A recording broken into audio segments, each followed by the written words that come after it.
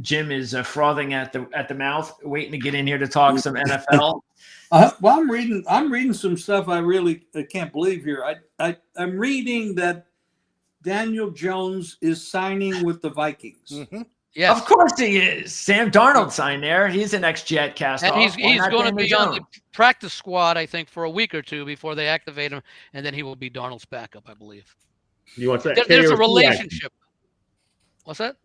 He wants that KOC development. Yeah, well, there's a connection there from the past. He actually should play for free because it was the Vikings and the Giants win in the playoffs over the Vikings that got Daniel Jones his bag of money a couple of years ago, right? You mean he's going to want to give some of that money back, Victor? Who knows? Hey, he's going to sign a 1-year deal. The agent wouldn't like it.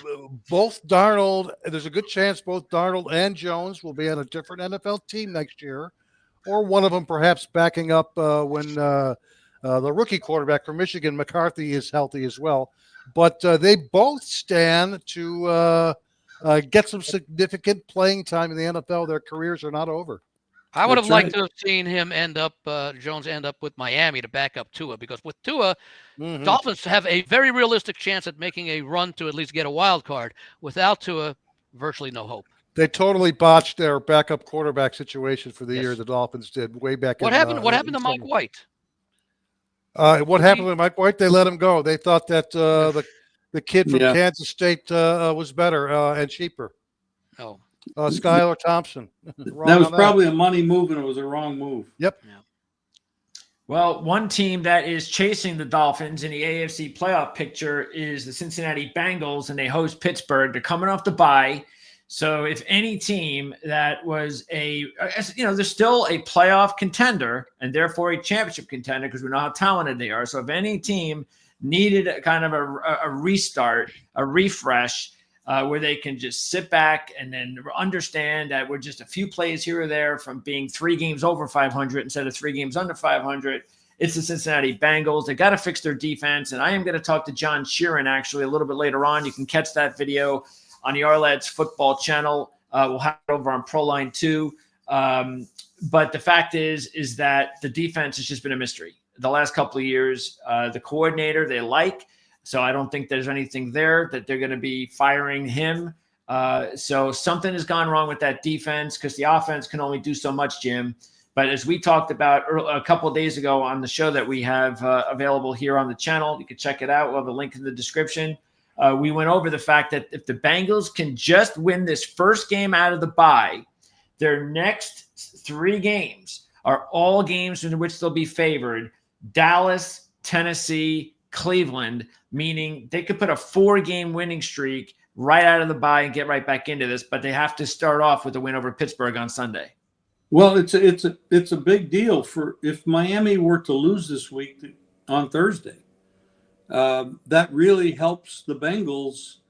It could light a fire under them, because that opens up a potential spot for them. Well, Denver's in 7th, but Miami is the team that is the 8th team right below Denver.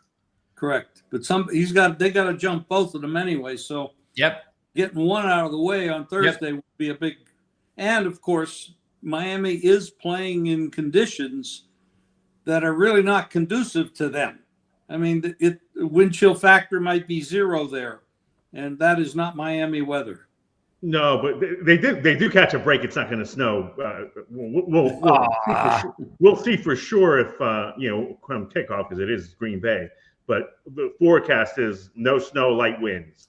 So from that standpoint, they catch a break. But I love Tua's response to it. They asked him about it, and he said, "We love it. We love the fact we're going to Green Bay. It's time to dispel all narratives." Which is great. And by the way, it's the light winds that may be the most significant factor there for Miami that helps. Exactly. And the fact that they're not gusting 25, 30 miles an hour really helps. For the Dolphins, though, they can psychologically say whatever they want. It's still going to be freaking cold. And the other side of it is Green Bay's not too bad. I mean, they can play. Exactly. Green Bay actually I think Green Bay is better than Miami. So they got to go to a better team's venue. in a weather condition situation they're not used to. And it's only 3.5, right? The point spread, I believe. I don't even know if the hook is there anymore. I think saw it's down threes. to 3. Yeah. Wow. I think it's 3. Yeah, I'm kind of surprised. Well, Love is not having the kind of second half season so far this year that he had last year, but he's still fairly capable. By the way, early in the second half. Okay. Yeah. Well, 2/3 of the way through the season, so I guess we're 3 games. He reminds me a little bit of Jameis Winston, the way he's careless with the ball. All the capability in the world, big arm, everything. But then he does some crazy things. It's Levis, Wilson, Love. They're a little crazy with the ball sometimes. If there is, guys, one day in which you're going to be laying the points, Turkey Day is the day to do it. Really? Favorites have gone 69% against the spread, dating all the way back to 2005. Favorites on Thanksgiving. So it is a day in which a lot of the sharps are kind of aligned with the public in laying the points. If you eliminate Dallas from those favorite lists, because Dallas has actually gone 2-11 ATS their last 15 Thanksgiving Day games, Dallas. The numbers are even higher. The non-Dallas Turkey Day favorites are somewhere around 25-4 ATS last 29 games. And by the way, that bodes well for Detroit. I was going to say Green Bay in the night game. It does not include Detroit for the most part because Detroit's rarely been favored on Thanksgiving. However, last year they were up. Yeah. They were the turkeys instead of the Lions on Turk City because they were served up to the opponent. But last year, that was the game that they lost at home to Green Bay on Thanksgiving. So one opportunity. So I think that's a little added motivation for the Lions tomorrow. Not only that, they got 9-2 Minnesota and 9-2 Philadelphia right on their backs. So they want to keep that 1-game lead for that number 1 seed. But, getting back to that Cincinnati game, you mentioned something, Greg, and it's very important. Those next 3 games, at Dallas, at Tennessee, and against Cleveland, they might be very well favored in that game at Dallas, certainly at Tennessee and Cleveland, you would think as well. They could, and so if they win, this is a game I wrote up in my newsletter this week on Cincinnati. Basically, they're all in. This is basically their season because if they lose this game, they'll have 8 losses. They'd have to win out just to have a chance at a tiebreaker at 9-8. If they win this game and then do what's expected the next 4 weeks, all of a sudden they are 8-7, chance to get 10-7. Okay, 8-7 entering week 16. I'm sorry, week 17. And you know who they finish the season with? Because you mentioned this before. They host Denver. That could be a huge game in week 17. And then they end the season with the rematch at Pittsburgh. And who knows, Pittsburgh might be resting players if they're not the number 1 seed that has a bye coming up. So they may have to play the following week. So the path for Cincinnati to make the playoffs is very realistic, but it basically ends if they lose this game. Yeah. And by the way, they catch Pittsburgh, for whatever it's worth, in a Cleveland sandwich, having lost at Cleveland last week and playing Cleveland again next week after this game against the Bengals. Right. It's a 4 division game in a row stretch for the Steelers. They did not play a division game in the first 2 months of the season. So they're in the midst now of basically a 4-game division gauntlet, the Steelers. Since this is our NFL game, guys, I've got conflicting numbers when it comes to the total. Open 47. It's like up to 48 now. I'll say this is the highest over-under line in the Cincinnati-Pittsburgh series in the last 12 meetings. The highest line prior to this was 49.5, dating all the way back to the 2018 season. 2-6 over-under, last 9 played in Cincinnati, slight lean toward the under. In each of the last 3 seasons, the first meeting between these two has gone under, while the second meeting has gone over, if that means anything at all to you. Pittsburgh 6-5 over under on the season, only 39.8 points per game. Their first 2 road games started the year 0-2 over under. Not surprising. What is that in each of their last 4 road games have gone over the total. Rare for the Steelers, who's been one of the more consistent road under teams over the last 5, 6, 7 seasons. Cincinnati, you know what you're getting.